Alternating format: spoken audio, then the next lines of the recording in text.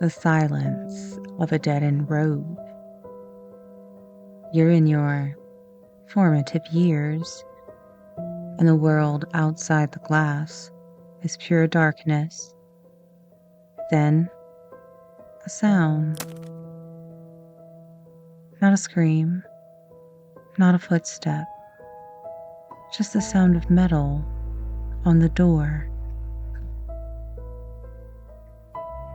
You tell yourself, it's just a branch. You tell yourself, it's the wind.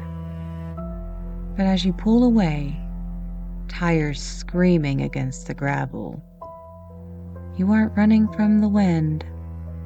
You're running from the realization that the door you just locked has something hanging from it.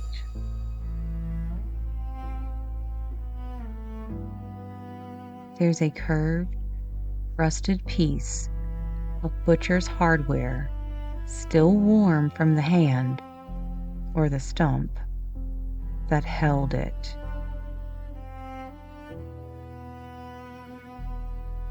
Perhaps you've heard of it.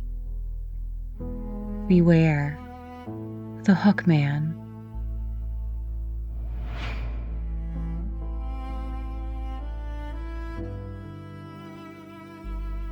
The story is a staple of Americana. Two lovers, a secluded makeout point, and a radio broadcast that cuts through the romance like a blade. An inmate has escaped the local asylum. He's missing a hand, and in its place, a terribly sharp hook. The girl is frightened. The boy, driven by ego or hormones, he scoffs. But then he hears the scratching. A rhythmic scritch, scritch, scritch against the passenger side door. In most versions, they flee. It's only when they arrive at the girl's house, under the porch light where it's safe, that they find the vile trophy. The hook, ripped from the killer's wrist and still dangling from the door handle. It's a clean ending. Too clean.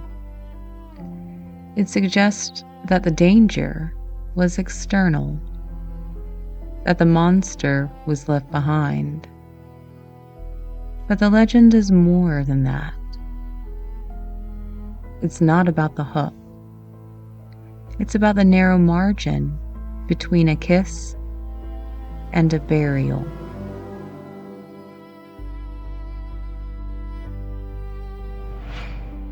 Why did this story preoccupy the adolescent minds in the mid-20th century? To understand the Hookman, you must understand cars.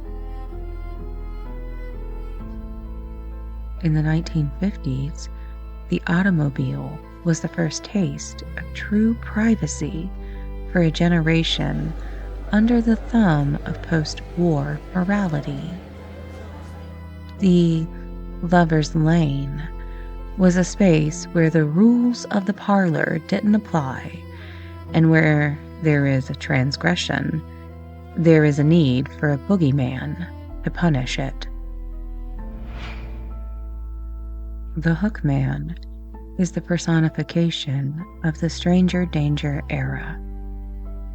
But he is also the manifestation of anxiety and fear of the quote-unquote damaged veteran returning home from war. He is the discarded man, broken machine, reaching out to puncture the bubble of youthful innocence.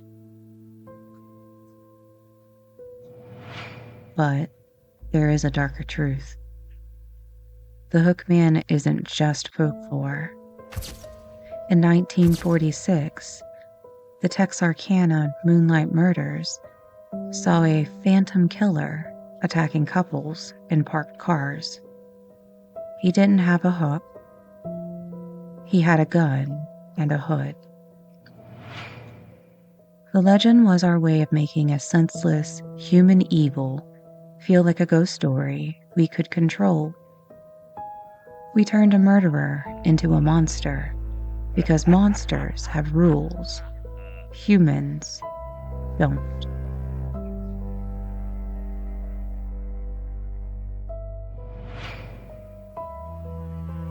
We don't park in lovers' lanes anymore. We have apps for that. We have GPS. We have a world illuminated everywhere we look. We think we've outgrown the Hookman.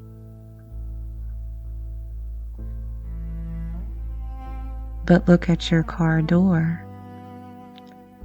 Look at how thin the glass actually is. The Hookman has simply evolved. He is the person who follows the share my location pin. He is the shadow in the back seat of the Uber.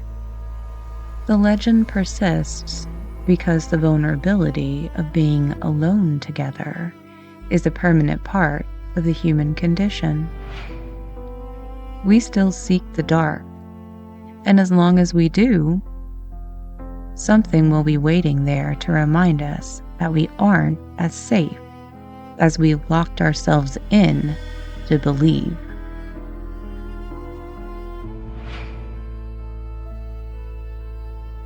So, the next time you're driving home late and you pull into your driveway, don't just get out. Take a second. Look at the handle.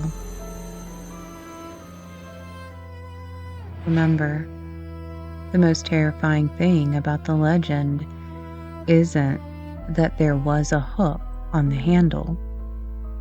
It was the fact that there was someone attached to it, and that person was just a breath away.